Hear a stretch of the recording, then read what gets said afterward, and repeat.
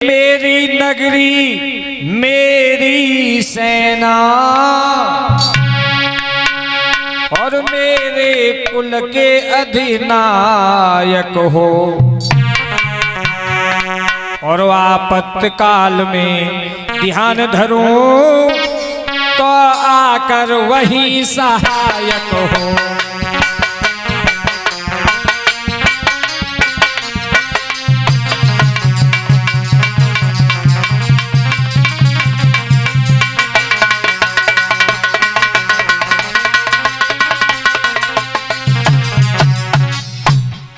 मुझे वरदान दे दो कि जब मुझे तुम्हारी जरूरत पड़ेगी और जब मैं ध्यान धरूंगा आपका तो आकर के तुम मेरी सहायता करोगे। भोले बाबा ने कहा ए ममस्तु जा, जब तू मुझे बुलाएगा तभी मैं तेरी आकर के सहायता करूंगा। आगे कि मेरे बल को अच्छे कर दो और ये मेरी देह अमर कर दो, मेरे इस शरीर को भी अमर बनाओ। हे महामयम हे अखिलेश्वर, सेवक को लोकेश्वर कर दो।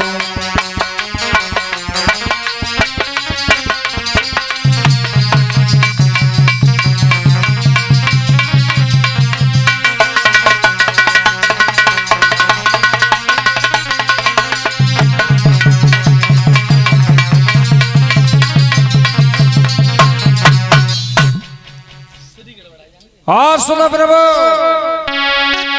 कि धन दो जन दो बल दो बह दो, मुझे क्या चाहिए? धन दे दो, जन दे दो, बल दे दो और भूतेश्वरी प्रजाएं दो, और यश दो रस दो स्वरूप दो और सेवक की सहस भुजा कर दो।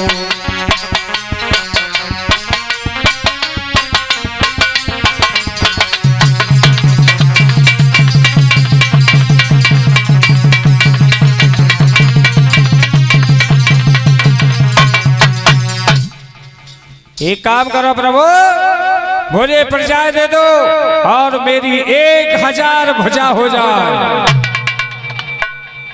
भोले बाबा ने कहा ए ममस्तु जाओ, ऐसा ही होगा। अब तो 1000 भुजा हो गई है। बहुत भांति विनती करूं हो दासन के दास, तुम ठाकुर तिह लोक के पूर्वत सबकी आस। भोले बाबा ने आज वर्णासुर की 1000 भुजा दी थी। मेरे बंधुओं 1000 भुजा प्राप्त करने के बाद उसे अहंकार हो गया कि अब मुझसे लड़ने वाला कोई होना चाहिए। और ये बात तो सत्य है। तुलसीदास बाबा ने रामचरितमानस में भी लिखा है कि प्रभुता पाए काहे मद नाई और अपर जीव किम लेके माही, यानी जिसे पद मिल जाए उसे मद हो जाता है। उसने भगवान की भक्ति की तो उसे भी अहंकार हो गया, और जब वो लड़ने के लिए घूमने लगा कि मुझे अब कोई लड़ने के लिए मिले, लेकिन उन्हें लड़ने वाला कोई नहीं मिल रहा भैया। जंगलों में जाता है, क्या करने लगा है?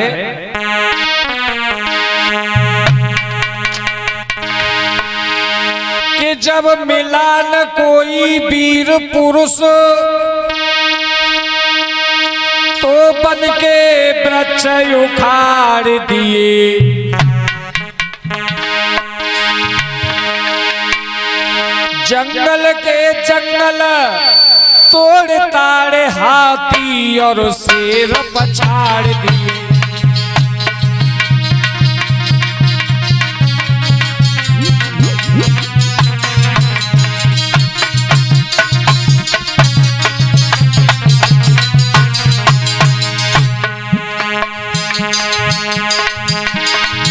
जब मिला न कोई वीर पुरुष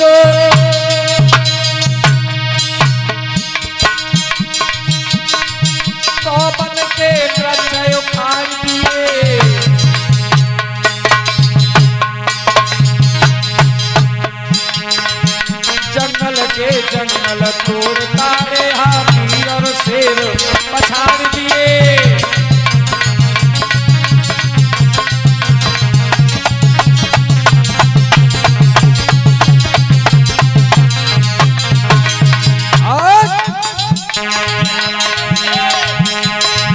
फिर भी बल की खुजली न घटी तो जगह जगह वो घिसने लगा।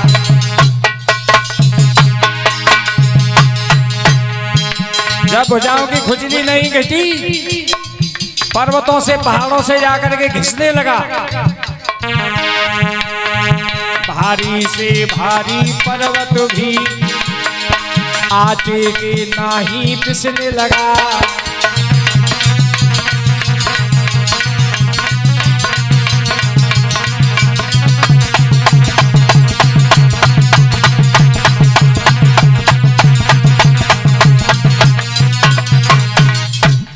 आज पर्वतों से जाकर के घिसता है तो पर्वत भी आटे की तरह घिसने लगे, पिसने लगे। मेरे भैया, जब खुजली नहीं मिटी और कोई लड़ने वाला भी नहीं मिल रहा है तो बाणासुर ने विचार किया कि अब मैं किससे के साथ लड़ूं? किसके साथ लड़ूं? कोई लड़ने वाला मुझे नहीं मिल रहा है। मेरे कथा प्रेमी सज्जनों कैलाश पर्वत पर ही पहुंच गया और कैलाश पर्वत पर जाकर के भोले बाबा से कहिए, भोले बाबा बेटा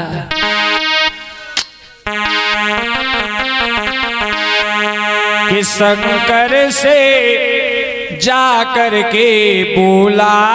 क्या बोला बुढ़े? प्रभु कोई योद्धा बतलाओ।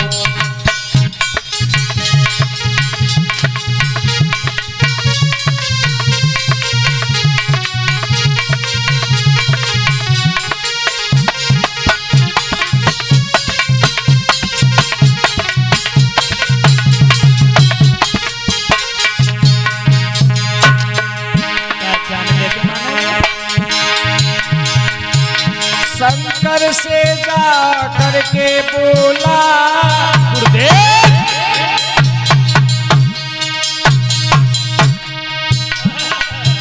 प्रभु कोई योद्धा बतलाओ।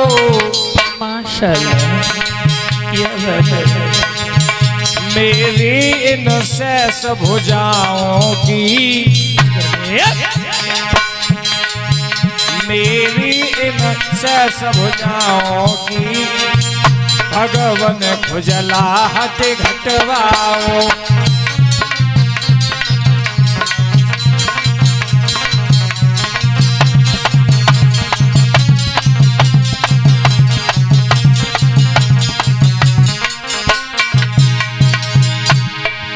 भोले बाबा से कहने लगा, प्रभु कोई मुझे योद्धा बताओ। और बोला,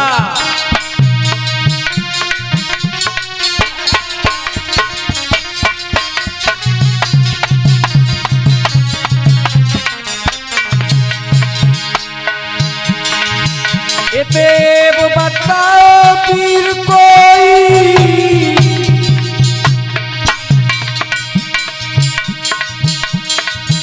या तुम ही दास को काम करो, या तो मुझे कोई वीर पुरुष बता दो, या तुम ही मेरा काम करो, या तुमने ही बल दे डालो है, तुमने ही बल दे डालो है, तो आए कि तुम संग्राम करो।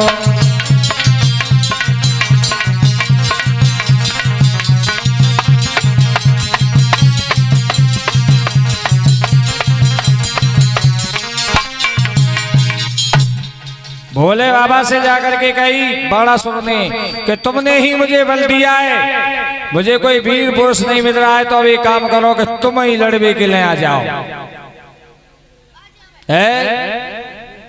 भोले बाबा से लड़ने के लिए तैयार हो गया। भोले बाबा कहने लगे, अरे बाणासुर, मेरी शक्ति से तू यहाँ तक पहुंचा है और तू मुझसे लड़ने के लिए आ गया है। यद्यपि ये जानो मन माही और तुम सो और बली कोई नाही। तुम्हें ही आ जाओ लड़वे, तुमसे ज्यादा बलवान और मुझे कोई नहीं दिख रहा है। ताय कारण तिरवुन के नाथा और तुम ही युद्ध करो मम साथा, मेरे साथ तुम ही युद्ध करो। भोले बाबा ने कही मैंने तुझे वरदान दिया और तू मुझसे लड़ने के लिए आ गया है। भोले बाबा को क्रोध आ गया क्योंकि नाम है उनका भोले और भाले, और असली नाम तो भोले बाबा के असली नाम तो महेश है। ये सारे नाम तो भोले बाबा और ये सब कहते हैं ना भोलेनाथ, ये सब उपनाम है। असली नाम जो है वो महेश है, ब्रह्मा विष्णु। हाँ मेरे कथा प्रेमी सज्जनों, आज भोले बाबा को क्रोध आ गया। बोले मूर्ख अभिमान न कर, कि बोले मूर्ख अभिमान ना कर और सीमा से बाहर बात न कर।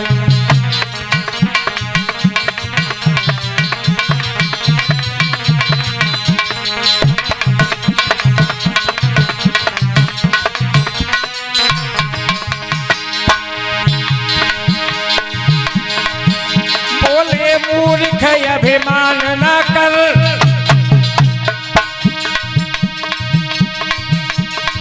सीमा से बढ़कर बात ना कर। जिसकी शक्ति से बढ़ा पापी, जिसकी शक्ति से बढ़ा पापी, उसके ऊपर आघात ना कर।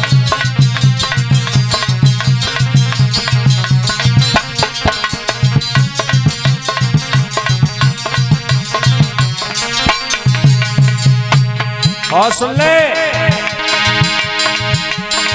हाँ कुछ रोज की धीरज धर, तेरी भुजाओं की खुजली को मिटाने वाला आ रहा है। तेरी भुजाओं की खुजली को मिटाने वाला भी आ रहा है। कुछ दिन की धीरज और धर ली। हाँ कुछ रोजों की धीरज धर, ये ध्वजा द्वार पर लटका कर प्रतिदिन प्रभात के उठते ही इसकी जानिब को देखा कर।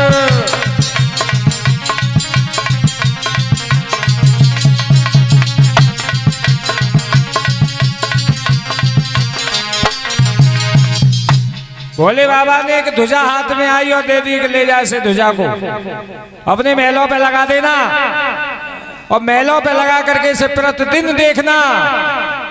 जिस दिन ये तेरी ध्वजा नीचे को झुक जाए उसी दिन समझ लेना कि मेरी भुजाओं की खुजली को मिटाने वाला आ गया। आज उस ध्वजा को लेकर के बाणासुर अपने महलों में आया। मेरे कथा प्रेमी सज्जनों, अपने महल पर वो लगा दी है ध्वजा। रोजाना देखता है कब गिरेगी कब गिरेगी है। एक उसके घर में पुत्री ने जन्म लिया, उसका नाम उषा रखा गया। आज वो उषा धीरे धीरे जब बड़ी होने लगी तो विद्या अध्ययन करने के लिए भेज दी। कहाँ? भोले बाबा के पास में, मैया पार्वती के पास, सच्चा ग्रहण करने के लिए। और उस जब वो विवाह योग्य हो गई थी तो भोले बाबा और मैया पार्वती एक दिन विहार कर रहे थे।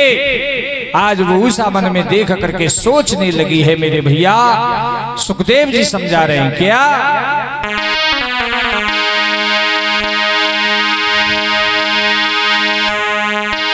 कि सोचने लगी उषा मन में,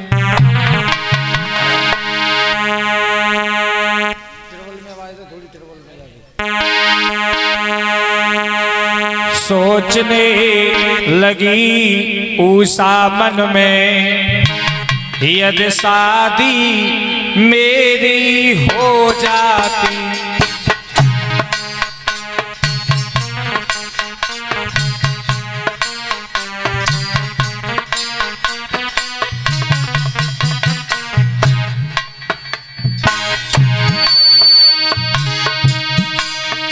सोचने लगी उषा मन में, यदि शादी मेरी हो जाती तो मैं भी अपने प्रीतम को इस तरह गले से लपटाती।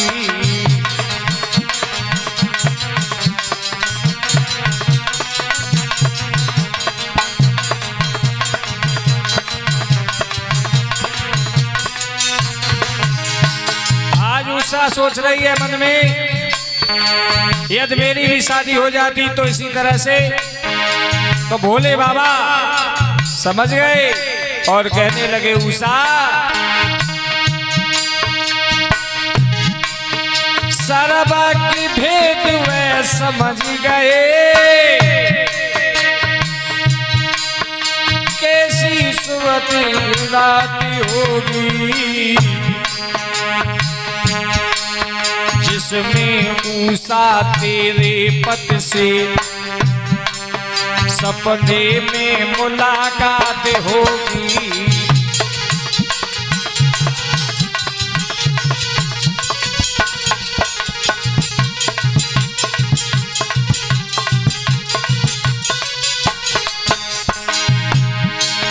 तू उसे तलाश कराएगी,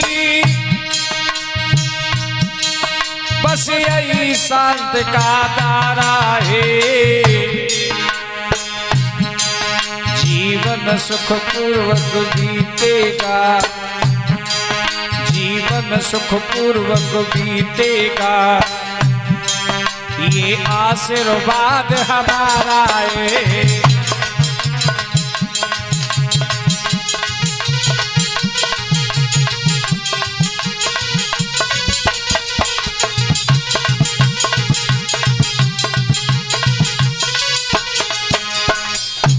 भोले बाबा ने आज उषा को वरदान दे दिया, हे बेटी उषा, हमारा ये आशीर्वाद है कि तेरे पति से सपने में तेरी मुलाकात होगी, तू उसे को तलाश कराएगी, उसी के साथ में तेरा विवाह हो जाएगा और विवाह होने के बाद में जीवन सुख पूर्वक बीतेगा। बोलिए भक्त वत्सल भगवान के